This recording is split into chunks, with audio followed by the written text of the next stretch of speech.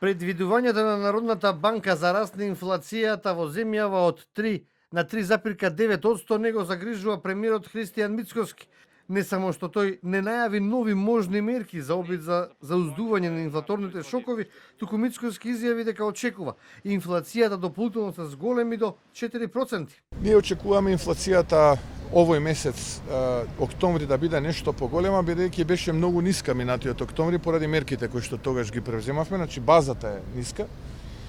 Но во рамките на 4-4,5%, а годишната очекувам да се движи меѓу 3,5 и 4%, ова зборувам 2025 година, а следната година се движиме меѓу 2 и 3%.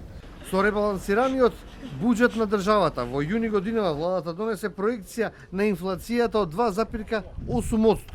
Тоа значи дека не само гувернерот Трајко Славевски, туку и лично премиерот Мицкоски очекува негативни влијанија врз стандардот на граѓаните заклучно крајот на оваа календарска 2025 година. И покрај неколкуте апели од синдикатите и секојдневните анкети кои ги објавуваат медиумите главно со барање на граѓаните за подобрување на куповната моќ, тоа не се случи.